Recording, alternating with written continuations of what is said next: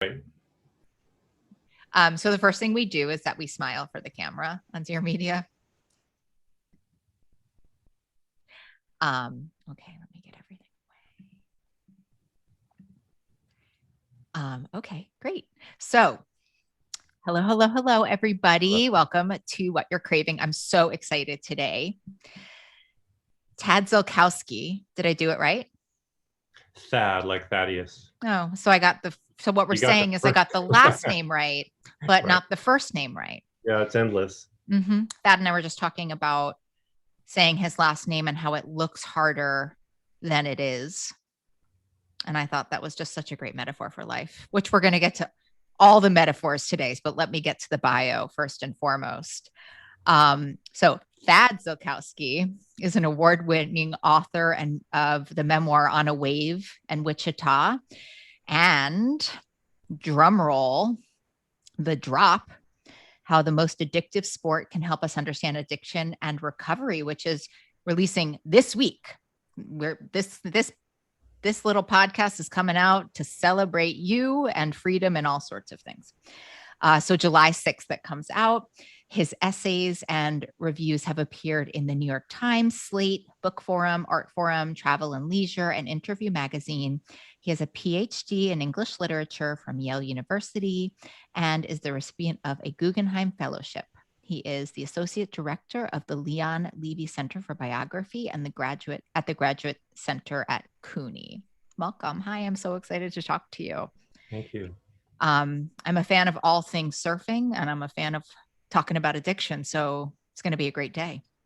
Yeah. Pretty excited. So your new book's called The Drop, and it's a memoir about your experience being a surfer and in addiction, and then kind of combining with all. Talk us through a little bit about you and how you got to writing this book. Well, for me, it was a way. Surfing has always been a very intense connection for me. I started when I was 10, and it had a way of eclipsing all other kind of commitments. And I felt very, very attached to it as an identity. And when I quit surfing in order to focus on college, it was like quitting drugs. I always thought of it that way. It's like an addiction I was kicking. Were you And sad then about it? Like, did it what's that? feel like when you said it felt like quitting drugs when you quit surfing? Like, what were the parallel feelings? A sense of a sort of loss and aimlessness, and also just a sense that I needed to find something else as powerful to hold me, you know. Yeah, I And think this is such an under appreciated topic in addiction, which is like the void that right, comes when you and it's interesting, like in the grief too, right? So you lost yeah, this. So at 18, you lost this big part of you, which was surfing. So it's like an identity loss. right. But it was volitional, you know. I chose it, and I had this, you know, growing commitment to books and writing and the life of the mind. And surfing was very much the life of the body. And I felt like I had outgrown that, and I needed to, but in order to concentrate on reading and writing and getting a real education, which had been suspended a lot by surfing, you know, it was as if when I went to college, I was finally going to school. I had to let it go because it was so demanding as a kind of God, you know, as a jealous God. Wow. Surfing was. Yeah. So I had to I had to renounce that God and sort of sign up with other gods. And So yeah, what gods did you sign up with? So yeah, I think that's like a really beautiful way to say it. So this sort of was like your religion and you needed to trade out religion. So what religions did you choose? Poetry. Okay. You know, literature, philosophy. Yeah, I think comparative religion. But ultimately just poetry and writing and to some degree fiction. But the thing that I felt and I still feel is that there, you know, it's not about freedom. It's more about finding a kind of workable form of captivity. And for me, so can you say more about that? Yeah, this is an idea that, you know, this is why surfing works for me now as opposed to then, is that when I got sober, I did it with the help of surfing, because surfing I knew would kind of restore me to a sense of joy and having a body and wanting to be fit and really having that sense of ecstasy that I had lost Right. completely by the time I was in my mid 30s. And but surfing was itself this old addiction that I was taking up and kind of brushing off and trying again, and to be held by it as an identity and as a practice was something I felt I could afford to do at that point. But it's still another form of captivity, In what you know, way? Like it in the keeps you sense that, for captured. instance, okay, for instance, in May, there was a big storm off the coast of New Jersey. It's called Anna. It turned Hmm. into a tropical storm early. I slept on the couch in order to get ready for this. I made lunch the night before. I put out my coffee. I put out my water. I put my board in the car. I got my wetsuit, and I got up at 4:30 in the morning, and I crept out of the house and I got in the car and I drove down to the beach, and I nearly ran out of gas because I wasn't willing to stop on the way, and I didn't Wow. put any money in the meter at the a casino pier, and I nearly pulled a muscle pulling on my wetsuit, and I got down to the water and I realized I hadn't put on sunblock, and I ran back to the car and put on sun. And when I finally got in the water, I was like this overheated horse. I was just like plunging into this river. And that whole thing of that process of going from sleeping on the couch to getting to the water is not freedom. That's Right. like being held by something very powerful. And I felt a huge release when I got in the water, and I Hmm. had a mixed session. I'm 61, so my body is not as reliable as it once was. I was a competitive surfer, so I have all this ego investment in it that I can't shake.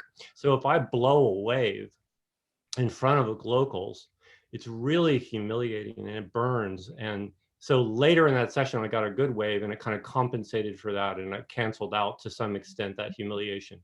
So surfing is not this for me, and I don't think for any real surfer, it's this kind of yoga adjacent, radiantly wholesome thing. It is wholesome, it is radiant, but it's got this addictive, It um, sounds like devotion is the word I it's would got a use. very It's like strong as devotional, you're yeah, talking about, right? It sounds like a right. devotion. Can we rewind? Because we missed, like, spoiler alert.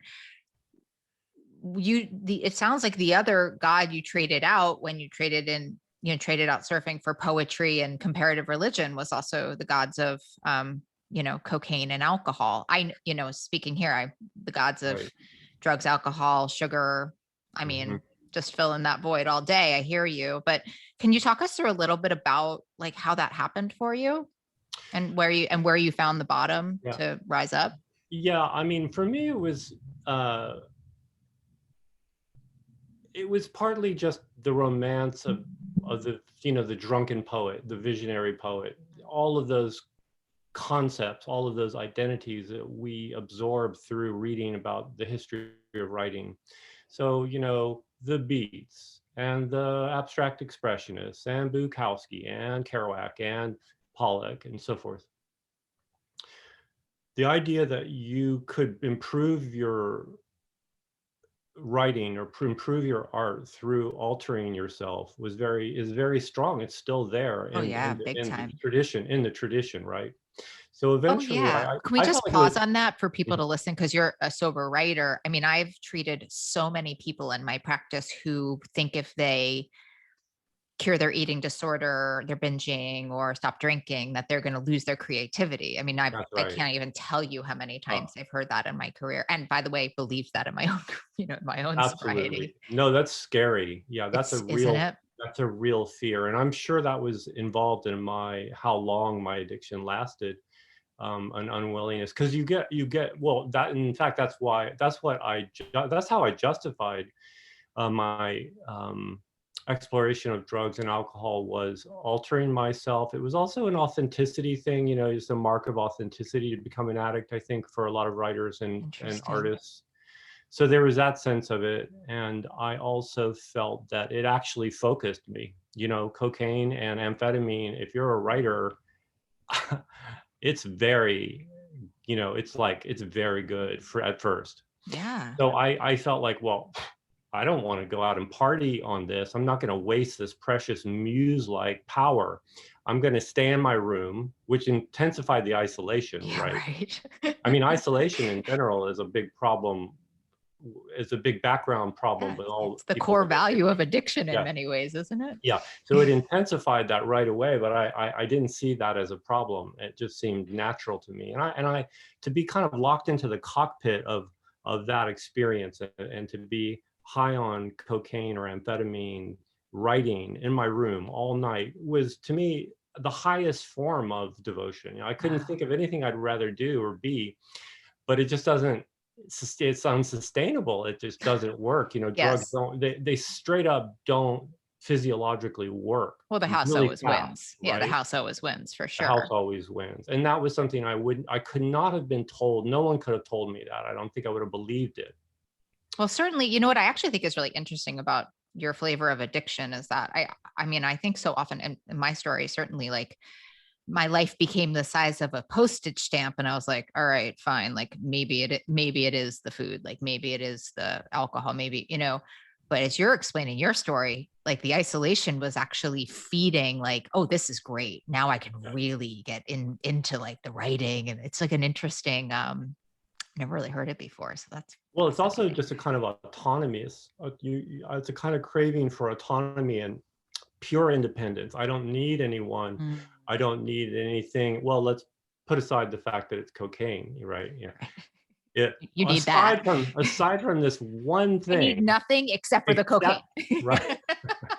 Which requires me getting a drug dealer. Like, it's not Yeah. like the easiest thing to score cocaine. Let's be clear on Putting that. that aside, bracketing that one little problem, uh, nothing, you know. And so people were out, and in a certain way, you know, literary success didn't matter. You know, it was just the writing process. It was very pure in that way, although in a way also fear-based, because there's a kind of unwillingness to show it.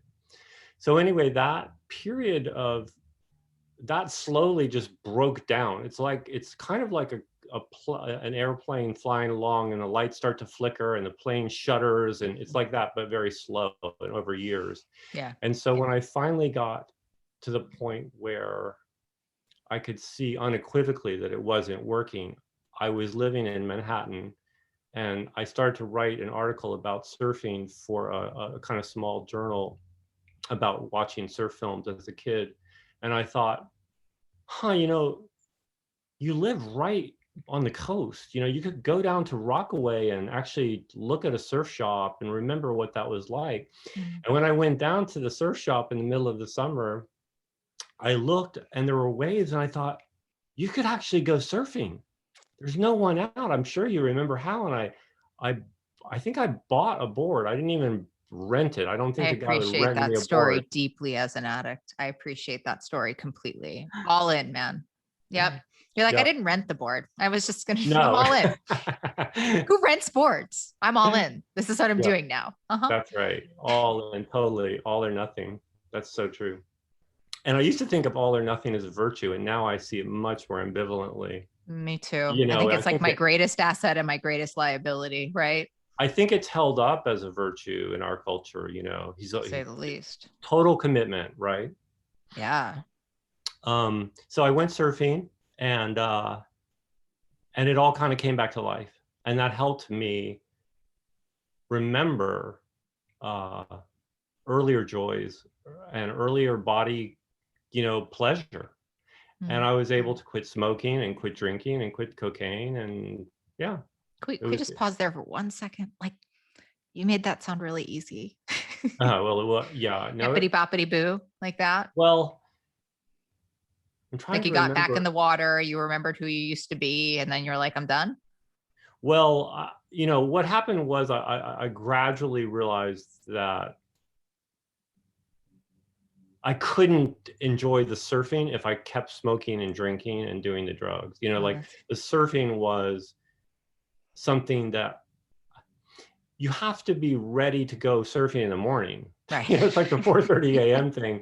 Yeah. And and it became a kind of choice. Like, what do you want to do? What do you want to be ready for? And there's that sense of of being prepared physically, you know, and being in shape. Sure. No, I love what you're saying. The pleasure of surfing was greater than the pleasure of using. I mean, Yeah, it that's a comes really down to that. beautiful, yeah, it's a Yeah, beautiful way to say it. and you know, it's also easier, I think, as the pleasures of the drugs and alcohol recede. It gets easier to quit because the return is there's that kind of diminishment of return.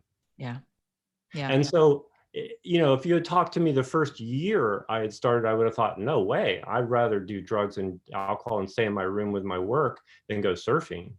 But so down the road or down the track a bit, it was easier to be persuaded of the trade-off, right? Hmm. So then you went back to your greatest love. I love Yeah, that. that's right. Until my first love in a certain sense. But as we were talking in the beginning, I was listening to you talk about addiction in this kind of negative context, right? Like, and I wonder about this idea just coming to me. Like, I mean, it's like you traded out one addiction for the other, That's right. and I think most people would think of that as a negative context. But I feel like as I'm listening to you talk, you're just playing the hand you're dealt, right? You're Yeah. like, well, if this is kind of who I am, let me at least create this life around something that brings joy. And because you know, I think we come with this void, many of us who Mhm. turn to eating disorders, alcohol, whatever. I think the list has, in our beautiful world today, the list has just gotten so much longer, right? Gambling, Right. sexting, internet, swipes, likes, you name it. Stopping. And there's a beautiful part to being an obsessional person, I think. I don't think you could do Mhm. that writing without it, Right. period.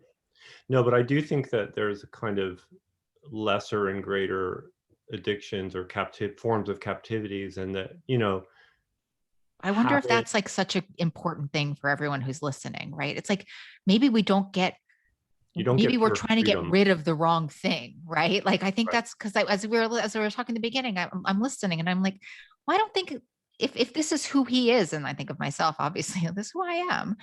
Maybe I have to kind of radically accept that part of me and then go find how I can be more useful with this particular flavor of personality.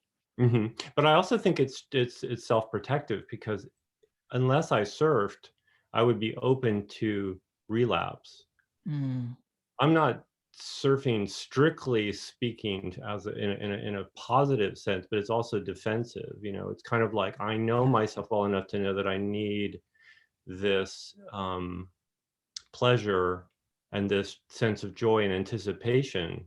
I wouldn't I would be a little bit, I would really be reluctant to say move away from the beach right now. I don't want to, maybe to go somewhere where I could snowboard a lot. Right. But Something if there you I, got the same yeah, high I have to have some kind of wilderness thing, and I'm not going to, like, there was that big exodus from the city for me personally, and there was the during option of COVID. going upstate, and I was like, no, I'm not going It's upstate. amazing.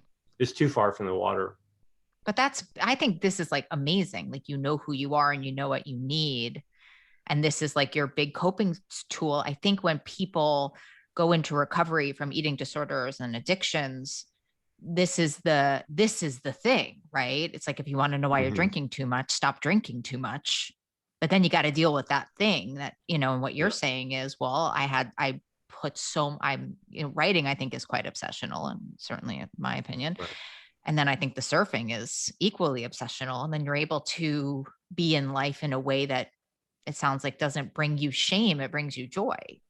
Yeah, exactly. You know, for me, you know, and I think this is also true. And in this way, I really feel a total kinship with all addicts in recovery. Is just straight up, just sobriety is truly a kind of freedom and a kind of achievement. I definitely felt that more sharply when I first quit Right. everything Yeah. than I do now, because it's normalized. But I do think that I love just being on time, or being where I say I'm going to be, Yeah. and Me too. having a simple, relatively simple life without all the kind of trickiness and self-deception and deception of others. Yeah. I love that as. But isn't that such an important part of life? Like, as we live in this big, shiny, Instagrammed world, to be able to really deeply find gratitude in small things. I mean, I think that's its own coping skill, Mhm. right? So being Yeah. able to refocus attention there, I think, is so important. Um, But I do think that the lesson of surfing is applicable to other things like other addicts. I do think that everyone who's coming off an addiction needs something comparably intense and pleasurable to focus to get into. And I do think that wilderness is a really big part of it. So like, I don't think I would be ultimately satisfied just doing, say, I don't know, Brazilian jiu-jitsu, yeah. which I'm starting right now, Oh right? my God. I, Can you call me and tell me how it goes? I'm so fascinated to hear how you do that. I got my son into it. Given the book I just read about you, I'd really like to know your relationship with Brazilian Jiu-Jitsu. I got my son into it like 5 years ago. So I sat there watching him do it for 5 years. And all the coaches are like, when are you going to start? Looking at me like, when are you going to start? And so now I'm finally starting. Right. But And but this like is such that, a gift of sobriety too, though. Do you know what I mean? You're like, sure, why not? I surf. Why not? I think yeah. this is knowing ourselves, being able to get to know ourselves in this different context. But it's also that, you know, that's a very intense form. You can become obsessed with Brazilian Jiu-Jitsu really easily. People do that. They dive in. It's infinite. It's still changing all the time. It's not this fixed. It's a relatively new martial art, and it's evolving really fast all the time. So it's got a kind of intellectual appeal to me at that level. But I don't think without the wilderness component, it would hold me. When you say wilderness component, you mean Okay. like the earth. Yeah. The ocean, Right. a mountain, Yep. the woods, Yep. you know, I think that aspect is really important for feeling small in a good way, Totally. feeling reintegrated into the world in a way that's really important for recovery.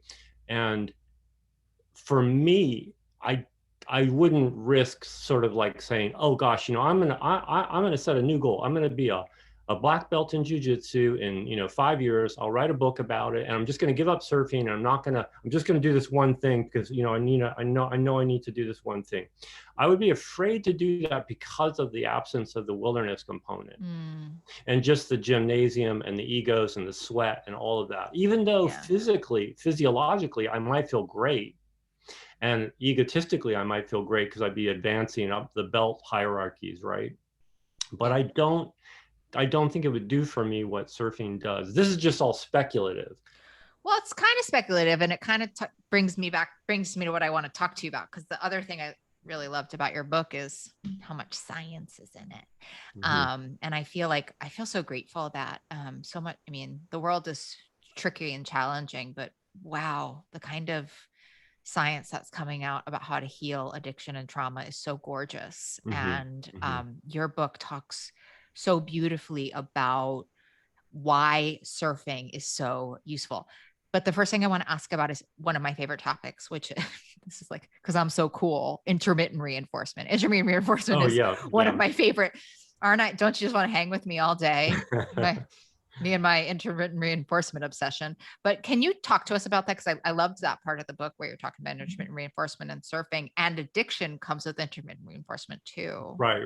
Yeah. Well, that's this concept that comes out of behaviorism and B.F. Skinner. And he was running an experiment with rats, and he ran out of food, and he realized he had to give them fewer pellets to do this one thing.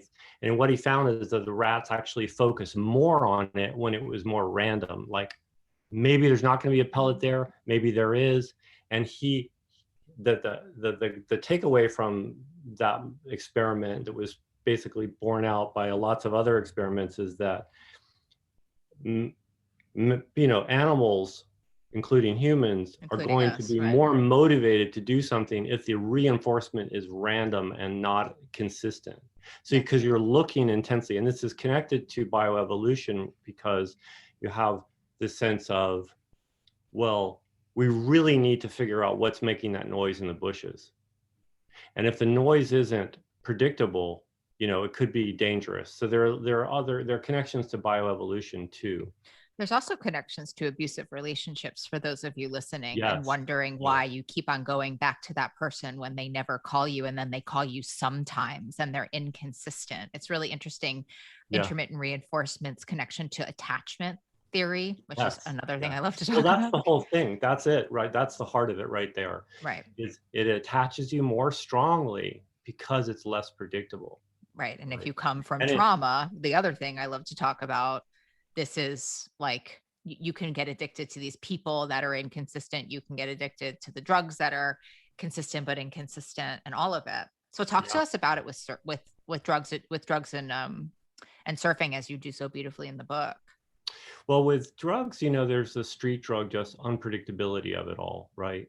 Yeah. And with alcohol, less so, because it's legal and you can go to the bar, and consequently it's less exciting for a lot of people, because what the brain does is it says, oh, the smell of this bar, the the scene in here, and the whole vibe, I know what this is, and I'm going to start creating a countervailing force to keep you sober, to keep your mind focused, so you don't step off a cliff or something. Right. The brain is shown to be creating a kind of anti-pleasure to the pleasure we're about to get, we start to anticipate. So that's one bad thing so the unpredictable is more pleasurable. Right. Also, because the brain can't keep up with it as much. Mm-hmm. With surfing, waves come in, like I was saying, with a hurricane, with a tropical storm Anna, they come very unpredictably. They're very ephemeral. So I am looking at my computer, waiting to see what the next swell is, in a way that I wouldn't be if I were going to play squash and it was just a schedule. Right. Right. Because you talk about, just side note, you also talk about now appeal in the book, which I love too. I don't know if we can get them together, but maybe we can. Yeah, now appeal is connected to the prefrontal cortex. And this is a very basic feature of the biochemistry of addiction, which is, if you do drugs in a chronic, prolonged way, the communication between the kind of impulsive part of the brain and the prefrontal cortex, which is the executive part of the brain, breaks down. Yep. That's what they saw in the late 80s with the PET scans, is they go, oh, this chronic cocaine user, his brain has been affected. So the signals telling the impulsive part of his brain not to be impulsive has broken down. Yeah.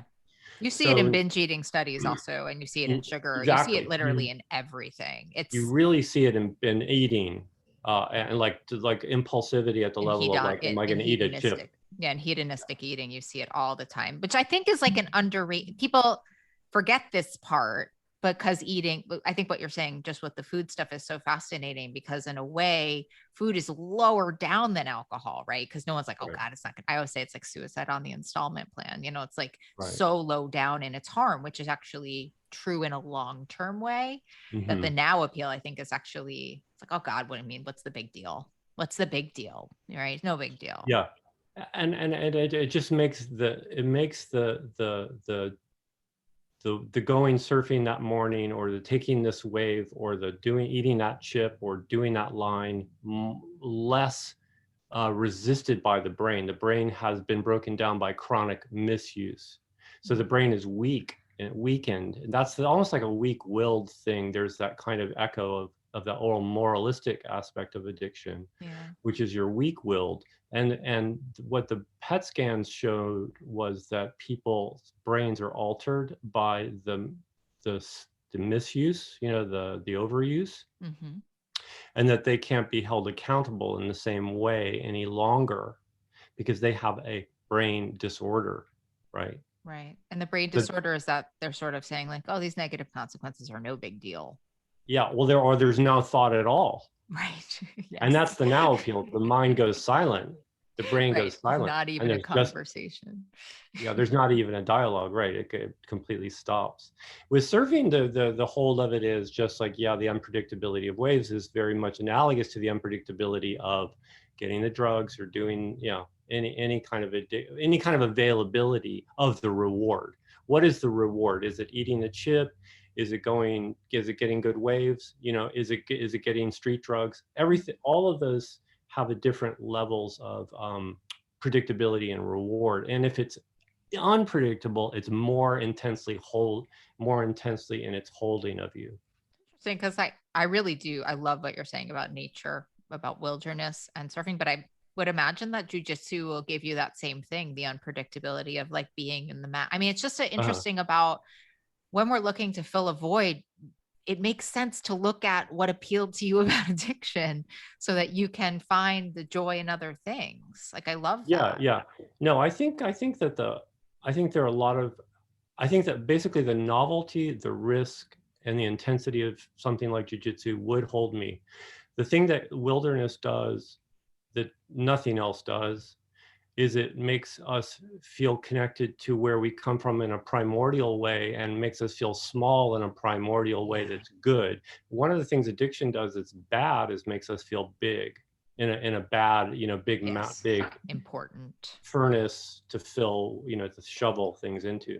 I love And that. and the wilderness component has that way of creating a reintegrative smallness. Yeah. And I think this is like really underrated, like the idea of being connected to like Mother Earth. I remember I was 26 years old and my boyfriend took me to Moab, Utah to Arches. Hmm. And it was that first moment when I was like, oh, it's bigger than me. I'm okay. Like it was like that first, I mean, and then the story was long and arduous like yours, but it was that moment where I was like, oh, and I think that's true, that the down regulating of nature is it's underrated. Yeah, I mean, in a way, it's also not it's not sure, it's not reliable though, in the sense that I grew up surfing and I moved away from it. Something about my karma, my destiny, did not keep me in the safe enclaves of surfing, and surfing doesn't keep surfers from becoming Oh, addicted, right? your book sure talks about that. What was So it like interviewing all those surfers? You really got in there, huh? yeah, well, I really identified with them, and I also found it really fascinating, the presence of all that, the kind of grit and darkness of surfing, of drugs and drug addiction in surfing, which is so on the surface radiantly wholesome and yoga adjacent and all that, right? Right. How does that happen? I found that the contrast between the light and the dark really interesting as a narrative, as a concept, right? Did you find any common themes among the surfers who turned to drugs on top of surfing? A lot of it has to do with like all the kind of adverse childhood experiences of other addicts. A lot of Yeah. it's just trauma or some kind of dislocation. Um, that's What do you mean by dislocation? dislocation in the sense of feeling outside of being unsafe, feeling that kind of insecurity. Yeah. So in other words, a lot of them had alcoholic fathers who were violent, or Right. crazy domestic childhoods. So So that feeling, it's that nothing different. surprising. Right. Yeah, it's nothing Right. unique in the surfers, right? But the way they handled it and the way it played out within surfing is unique. Yeah. Yeah. I loved in the book how you talked about somewhere. I mean, I might be just putting all this together, but um, I love how you talked about I would call it like with this one-mindedness of surfing, and how that is healing trauma, and that how there are other things we can do that are so one-minded that it quiets down our trauma. Can you walk me through that in a way more eloquent way than I just did? Yeah, I mean, I think yeah, I think that the idea there is that single-mindedness, it gathers, so okay, so my experience of going to Camp Pendleton and to surfing with Wounded Warrior Brigade, that's where this idea came in trauma. When you are in combat and you have something really horrendous happen to your body, to your psyche, the brain is so traumatized by that, it's playing that loop thing, right? And that's why there's so much suicide and so much addiction among people who are PTSD. Right. In surfing, there isn't the luxury to, well, let's see, if you're going under a wave and the wave is blasting you and you're being tumbled like a rag doll, you cannot keep playing the tape. Your brain is interrupted, right? You come up from that little bit of clearance, and it's almost like shock therapy. It actually, as an analogy, it's actually kind of the way they do shock therapy now is in these kind of light doses, right? But what they're doing is shaking you, right? They're shaking the brain. Right. Surfing shakes you too, and it shakes these wounded veterans, and they come up and they're suddenly like, oh, for a second there, I wasn't thinking about, getting blown up when I was driving the tank. And then there's a little bit of room for a new experience. What is the new experience? It's surfing. It's joy. It's being involved. And it's also a requirement to pay attention to what's coming next, because you'll drown if you don't, Mm-hmm. right? Here Mm-hmm. comes a big wave. Here comes just the need to be super vigilant because you're a mammal out in the water. Yeah. So there's this kind of basic requirement of wilderness, but specifically in surfing here, of being in the present moment. Being in the present moment is what is the best countervailing thing to do with PTSD. Yeah. PTSD is being in the past. Stuck. It's being subject to that loop of trauma. Totally. So I what you're trying to do love is that part. break the loop. Yeah, you're breaking Break, the loop. yeah. I just want to say, like, for whatever it's worth to anybody who's listening, I think that there's a piece of this that I have to say as someone who's recovering and someone who sits in therapy chairs with people, that there's also this underlying concept of joy that you have said so many times. And, you know, like I think someone said to me like that the opposite of play is depression. Mm-hmm, mm-hmm. And like the opposite of joy, it is depression probably also, but I think when we're talking about like this fast moving, you know, highfalutin times that we're in, I think joy gets very overlooked. Hedonism doesn't get overlooked, Right, but right. joy gets overlooked in a Yeah. big way. And how would you define joy for yourself? I think for me, it's just that sense of just being a child of God, you know, just like a completely ecstatic, uncritical celebration, just childlike, you know. Right. I connect it very much to childhood and to a kind of body sense of the world as a place of just, you know, sort of something that eclipses your criticality. It blows your mind out. You don't even have you're just celebrating a sort Yeah. of existence in that way, and there's no question about it. Do you know what I'm saying? It's I not. like know exactly what you're saying. I just think we might be looking for the wrong thing sometimes. Like when we think about, like, the podcast is called What You're Craving. And I think sometimes, like, I think what you're saying is there are these big feelings that come with surfing, like that totally take you out, but it's like it's healthy and you're present and you're joyful and you're able to experience these things that you were also looking for in substance, gave you in substance, but came with such consequences. Yes, yes, absolutely. No, and I sometimes at this remove, I'm like, well, what? How could that have been? You know, this is maybe one of the trickier, subtler aspects of recovery and sobriety is, you know, you think, well, was it that bad? And was I that weak? And couldn't I afford to just kind of like be moderate now? Can I be a moderate drinker, a moderate whatever?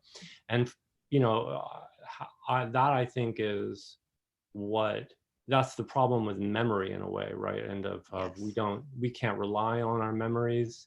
We can't rely on our sense of what's safe and what's possible. And unfortunately, sometimes we have to go back and remember, like, oh yeah, I can't, or I can do that, but the consequences are Yeah, yeah, unfortunate. absolutely.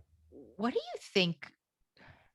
Like those interviews were so forthcoming, for Hmm. people who, you know, I don't know if that's something they readily talk about, right? Like, Yeah. what do you think made these people want to talk to you about their stories with addiction? Well, there is this sort of tribalism in surfing. There's a kind of sense of you're part of this fraternity, sorority of surfers, and there's a sort of like baseline understanding and trust that there's an interesting deviation from that, or one of the most famous surfers in the world died of a drug overdose. I mean, it's somewhat technically controversial. He was a big drug addict though, right? He had big opioid addiction, he had a big cocaine addiction, and when he died, he had all these drugs he had a pharmacopoeia of drugs in his system. And a surf journalist tried to write about that like as if it were Michael Jordan, and everyone in the surf world's like, whoa, are you kidding? Hmm. You don't talk about this. We don't talk about this to the Wow. outside world. You can't touch this. We know what this is, but we don't talk about it in Sports Illustrated or Outside Magazine or whatever. So that was an interesting moment where surfing had reached a kind of global fame that it had never attained before, just due to media and corporations and whatnot. So this one surfer was world famous. And when he died under sketchy circumstances, the world wanted to know, right? It wasn't just surfing anymore. When was this? Like what year? 2010. Oh, okay. So a while ago in the addictions world. A decade ago. Right. Okay. And since then, no one of that magnitude has died of a drug overdose in surfing. And so the premise hasn't been tested, but there was a lot of growth in surfing where surfers had to come forward around the death of that particular surfer and say, you know what, I'm going to get over this tribalism thing. I'm going to talk to the outside world. And so a big documentary was made. Everyone came clean pretty much in the documentary. And there was a lot of airing of dirty laundry about him and surfing in general. And it was very impressive to see surfing kind of transcend this really what was a parochialism that was just based on its what do we mean by parochialism? Like, like we all, everyone surfs, and if you don't surf, you don't know what we're talking about, and it's just small. It's a small world. It's not a major sport. Well, like keep it quiet, like keep it under the rug so that we continue to look good. Yeah, we know, but it's not really. Surfing had never been subject to the glare of publicity in that to that degree. Right. So it grew. It had to kind of grew, and I think I was benefiting from the aftermath of that surfer's death by virtue of that growth. So when I came around asking about these stories and phenomena, surfers like, oh, okay, yeah, we'll talk about it now. We know that this isn't the end of the world, and in fact, it's good to talk about it because if you talk about it, it's more likely not to happen. Well, it's like, right. I mean, I just think that piece of this whole thing is like when we tell our stories, it just helps to heal everybody. Like, and it's not like, that sounds but that's, I think, what surfing had appreciated by the time I got around to writing my book. I was benefiting from that. I love that. So that's why they were more forthcoming. So here's a simple question for you. What do you think we're really craving?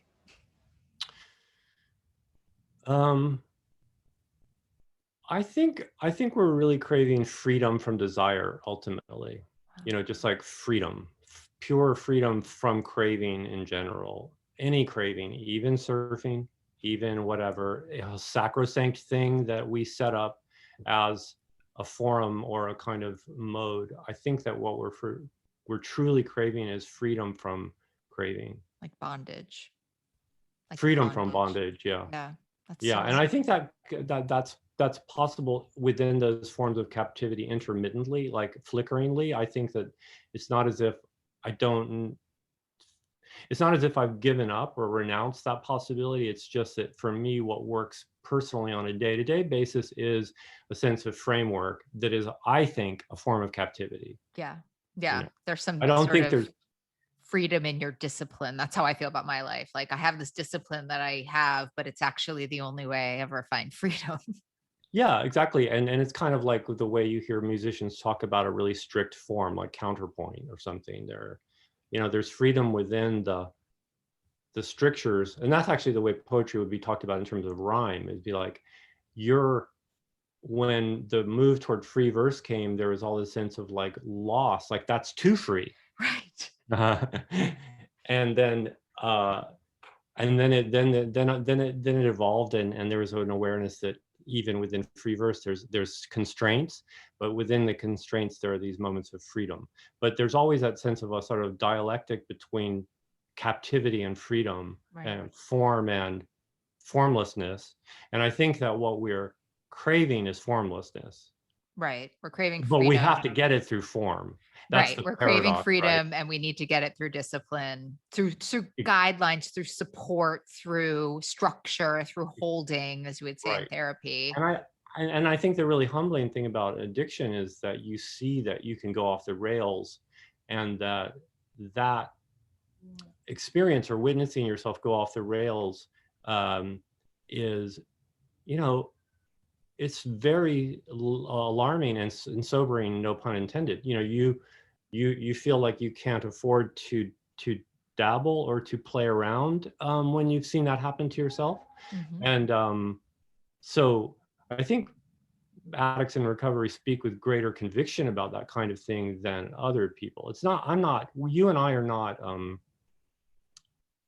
just talking in a kind of, Yeah, right. We're not like just postulating that this might be yeah, true. we're kind of talking about things that we really cling to as a way to get through experience, right? And not slip into other things that we've seen ourselves do. Yeah, it's interesting because that's like sometimes what we're craving, which is this, I love what you're saying, which is just like total defiance, just do what I want all of the time, is actually not the answer. The answer is always the balance, right? And so even in surfing, there are guidelines. You can't just go in without, you know, your board. You can't, there's always some kind of discipline and guideline you have to be following in order to really appreciate the goods, right? Right, I right, love right, that. right. I love that. This book is so good. I want to just tell everybody, go buy it. It's really deep, and we didn't even get to half the things I wanted to talk about. I love when you're talking about psychotropics in there. I love, there's so much to talk about. This is such a deep and rich subject, and I love how you went about it as a girl who sits in SoCal a lot, SoCal, California, and watches the surfers all the time. So thank you so much for coming on today. How can we, if we ever want to know more about you, could we find you somewhere? Like on the I don't. Instagram or I anything? need to start a website. Yeah, you should. I highly recommend it. I mean, you're a really good writer. People want to know things about you. Thank So you. great. Stay tuned. Keep on Googling him and certainly go buy the drop. It's so wonderful. And you're wonderful. And thank you so much for coming on the show today. Thank you for having me.